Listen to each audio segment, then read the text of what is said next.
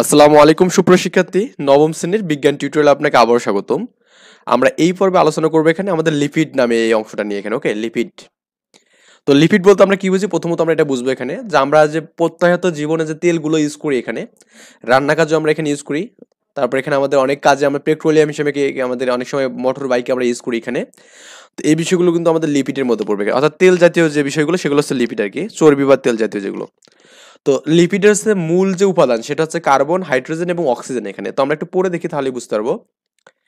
Lipid বলতে carbon, hydrogen ও অক্সিজেনের সমন্বয়ে গঠিত স্নেহ জাতীয় পদার্থকে বোঝায়। ওকে, তো লিপিড হচ্ছে আমাদের কার্বন, হাইড্রোজেন, অক্সিজেনের সমন্বয়ে গঠিত হয়। লিপিড উদ্ভিদ ও প্রাণীর দেহের একটি গুরুত্বপূর্ণ জৈব রাসায়নিক পদার্থ।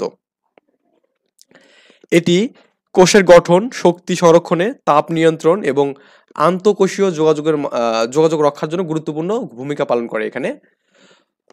তো আমাদের এখানে 1943 সালে জার্মান বিজ্ঞানী ব্লোর সর্বপ্রথম লিপিড শব্দটি ব্যবহার করেন এখানে। তার মানে এই লিপিডের কিন্তু জনক কিন্তু এখানে জার্মান বিজ্ঞানী ব্লোর এখানে। ওকে, লিপিড সাধারণত প্রাণী ও উদ্ভিদ দেহের তেল ও চর্বির রূপে থাকে এখানে। তার মানে আমাদের যে পেটের মধ্যে যে ভুঁড়িটা থাকে এখানে, ভুঁড়ি, অনেকের ভুঁড়ি অনেক বড় বড় না, বিগ বিগ ভুঁড়ি এখানে দেখেই মনে হয় যে আসলে পেটের মধ্যে অনেক একটা বাঘ আছে আচ্ছা মনে হয়।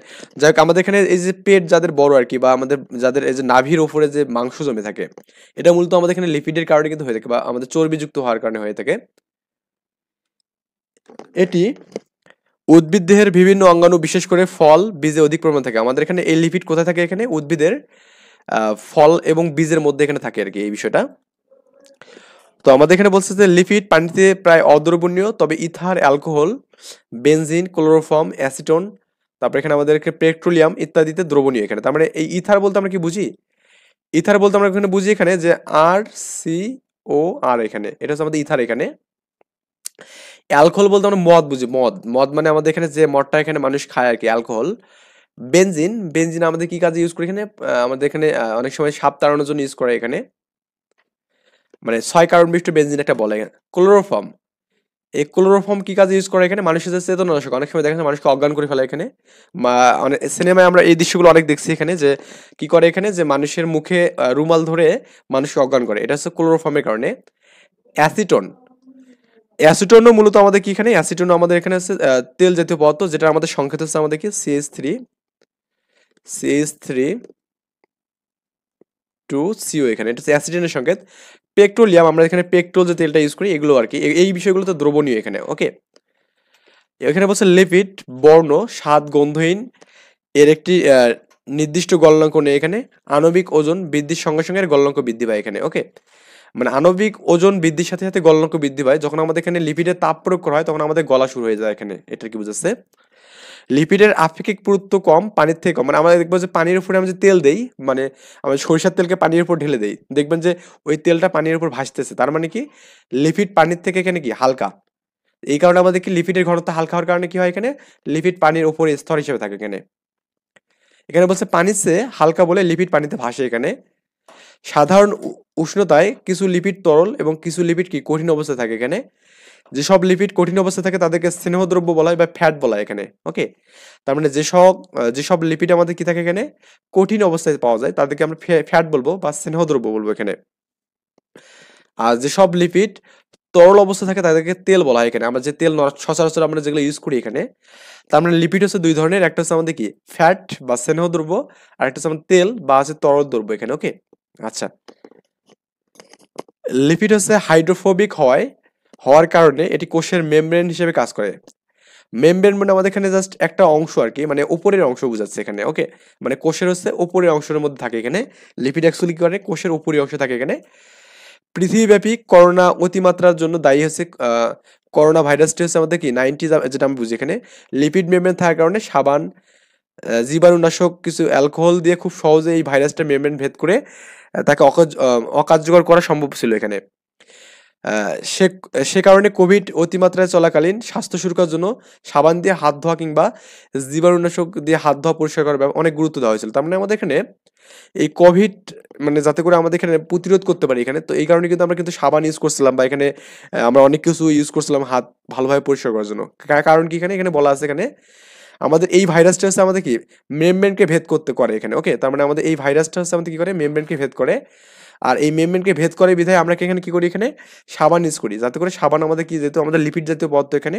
আচ্ছা, অ্যাকচুয়ালি আমাদের এখানে কোভিড-19 আমাদের যে চিত্রটা দেওয়া আছে, দেখুন আমাদের এখানে আমাদের করোনা ভাইরাসের যে আমাদের চিত্রটা দেওয়া আছে। প্রথমত আমাদের এখানে এই করোনা ভাইরাসের হোস্টকে সংক্রমিত করার জন্য প্রোটিন স্পাইক, এখানে আমাদের এই যে এগুলো আর কি, এখানে এগুলো হচ্ছে প্রোটিন স্পাইক, মানে এগুলোর মাধ্যমে আক্রমণ করবে এখানে।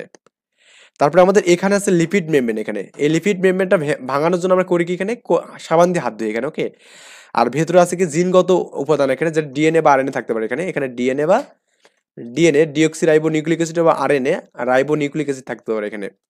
তো এই বিষয়গুলো আমাদের এখানে থাকতে পারে আর কি। তো আমাদের জাস্ট মেইন বিষয় হচ্ছে আমাদের লিপিড মেমব্রেনটাকে আমাদের ভাঙতে হবে এখানে, এই অংশটাকে। আর এটাকে ভাঙার জন্য আমি করবো কি, এখানে সাবান দিয়ে বা আমরা যেটা দিয়ে ইচ্ছা সেটা দিয়ে মানে হাত পরিষ্কার রাখবো এখানে, বা লিপিড জাতীয় কোনো কিছু দ্বারা আমরা কি করবো, মানে লিপিডকে আমি এখানে সরানোর জন্য করবো আর কি, ওকে। আচ্ছা, লিপিডের কাজ এখানে, লিপিড প্রোটিনের সাথে যুক্ত হয়ে লিপোপ্রোটিন গঠন করে, যেটি শক্তি উৎপাদনের জন্য আমাদের কি করে এখানে জড়িত। এখানে ফসফোলিপিড নামে এক ধরনের লিপিড বিভিন্ন মেমব্রেন গঠনে উপাদান হিসেবে কাজ করে। উদ্ভিদের সালোক সংশ্লেষণ প্রক্রিয়ায় এক ধরনের লিপিড বিশেষ ভূমিকা পালন করে। তেল ও চর্বি জাতীয় উদ্ভিদ জাতীয় লিপিড উদ্ভিদ দেহে খাদ্য হিসেবে জমা থাকে, তেল এবং চর্বি জাতীয় হিসেবে। বিভিন্ন তেল বীজ অঙ্কুরোদমের মাধ্যমে কি লিপিড খাদ্য হিসেবে হয়। যাই হোক, মোম জাতীয় লিপিড পাতার বই আবরণের স্তর সৃষ্টি করে অতিরিক্ত প্রশোধন রোধ করে এখানে, অর্থাৎ পাতার উপরে আমাদের কি করে এখানে মেমব্রেন সৃষ্টি করে প্রশোধন রোধ করে অধিক মাত্রায়, এবং পোকামাকড়ের আক্রমণ থেকে রক্ষা করে উদ্ভিদকে। জৈব অনুসমূহের পারস্পরিক সম্পর্ক, এখানে তোমরা ইতিমধ্যে জেনেছো যে জীবদেহের প্রধান জৈব অণুগুলোর মধ্যে হচ্ছে carbohydrate, nucleic acid, protein, lipid. আমরা এই বিষয়গুলো সবগুলো দেখছি। এই প্রত্যেকটি জৈব অণু একে অপরের সাথে অপরের গঠনের সঙ্গে এবং জৈবিক কাজ সম্পন্নের ব্যাপারে পরস্পরের সঙ্গে সম্পর্কযুক্ত। নিচে এই বিষয়গুলো সংক্ষিপ্ত কিছু আলোচনা করা হলো এখানে। যেমন আমাদের এখানে বলছে কার্বোহাইড্রেট এবং নিউক্লিক অ্যাসিড। এখানে আমরা কিন্তু প্রথমে কিন্তু কার্বোহাইড্রেট নিয়ে আলোচনা করছি। আমরা আলোচনায় জেনেছি যে জীবদেহের যে সকল শারীরতান্ত্রিক এবং জৈবিক কাজগুলো নিয়ন্ত্রণ করে ডিএনএ। আর এর অন্যতম একটা উদাহরণ হচ্ছে আমাদের কোষ বিভাজন। এখানে আমরা জানি কোষ বিভাজনের মধ্যে আমাদের কিন্তু এই কাজগুলো হয় এখানে। ডিএনএ নামক এই নিউক্লিক অ্যাসিড জীবদেহের জেনেটিক তত্ত্ব কি ধারণা করে এখানে। এই ডিএনএ এর গঠন যদি আমরা খেয়াল করে দেখো, তাহলে দেখবে যে এর ডিঅক্সি রাইবোজ নামক একটি পেন্টোজ সুগার দিয়ে গঠিত, যেটি একটি হাইড্রোকার্বন। তার মানে আমাদের ডিএনএ এর মধ্যে কি থাকে এখানে, পেন্টোজ সুগার থাকে এখানে, ওকে। ডিঅক্সি রাইবোজ একটা পেন্টোজ সুগার থাকে, যেটা আমাদের কি হাইড্রোকার্বন এখানে, ওকে। তারপর এখানে যে কার্বোহাইড্রেট এবং লিপিড। এখানে কার্বোহাইড্রেট মাঝে মাঝে গ্লুকোজে রূপান্তর হয়ে যেটাকে তাৎক্ষণিক শক্তি হিসেবে কি ব্যবহার করা যায় এখানে, কিংবা গ্লাইকোজেন গ্লাইকোজেন হিসেবে যকৃৎ অথবা পেশিতে সংরক্ষণ করে। তার মানে আমাদের গ্লাইকোজেন হচ্ছে আমাদের কি যকৃৎ এবং পেশি সংরক্ষণের জন্য কাজ করে, এটা আমাদের লাগবে এখানে।